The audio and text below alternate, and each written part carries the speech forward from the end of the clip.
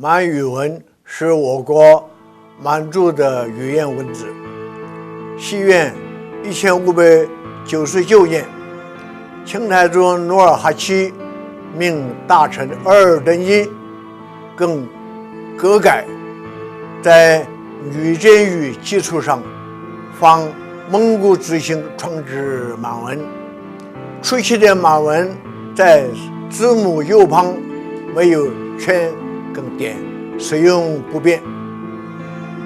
西元1633年，皇太极命学者大海添加圈点，将满文字形结构、语音拼读、语法规则等予以规范、合理科学化，沿用了300多年。到了清朝末年，仍利用满文与列强签订条约。满文是清代的国语，国语其实是基本国策。国语作为官方首要使用文字，地位在汉文之上。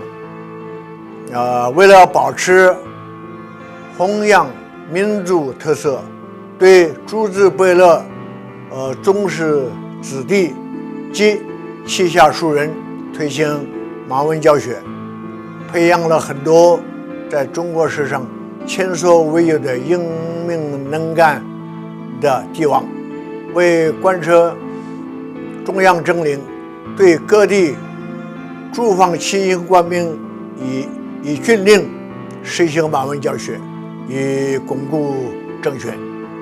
满文是拼音文字，与六书汉文大不相同。汉人有一项重以下之防，种族成见很深，觉得会齿难通，文艺助语，不管学习也不容易学好。只有想做官的人，心里才会感到重要性。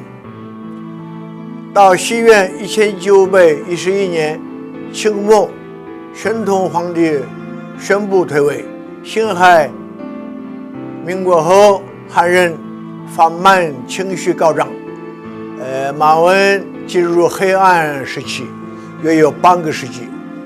满文被视为死文字。西元1956年，家父广禄先生在台湾大学开课教授满文，开始我国大学士的创举，满文也获得重见天日。有趣的是，西元1687年，康熙大帝颁全台首学台南孔子文庙的满文下马碑。300年后，满文在台湾重生，若康熙地下有知，也绝奇迹。目前在国内外从事满文研究的学者，都可以说是出自广禄先生门下。外国人学习拼音文字，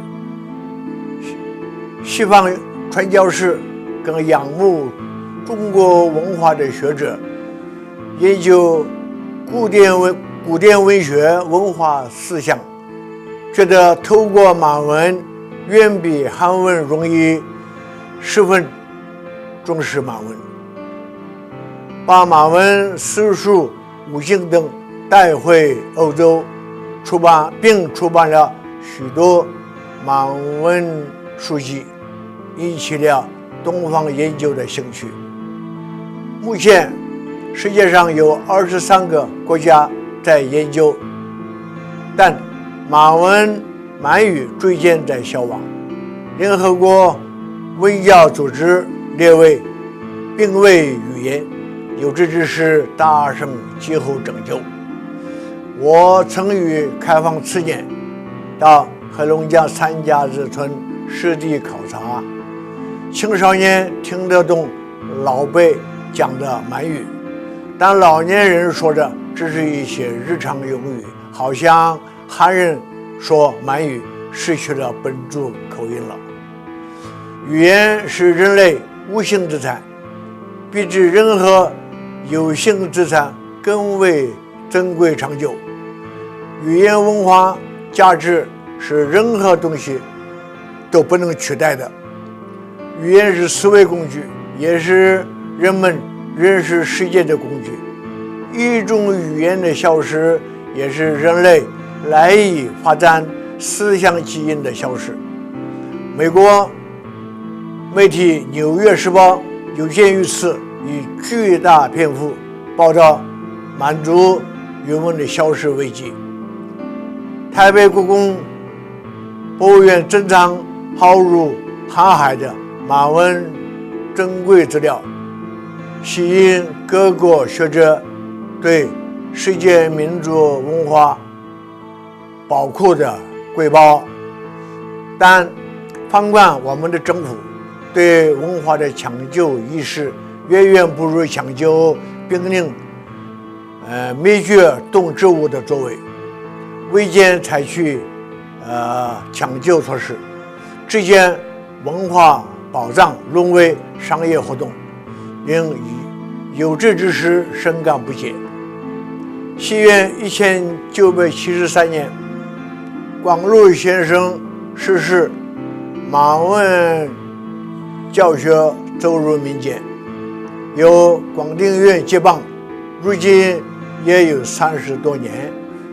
私人力量有限，但也教出很多人才，在国内外从事研究工作、教学，为解决长久以来满文印刷研究成功，全国首部满文电脑引起了国内外研究满文电脑风潮。由于台湾会说满语的人凤毛麟角，在一位高正明先生鼓励下，录制纯正原味原音的满语教学。但是光靠民间有限的力量是不够的，仍需政府决心诚意的资助，如此我们才能集智激力，打造台湾多元文化发展的成功。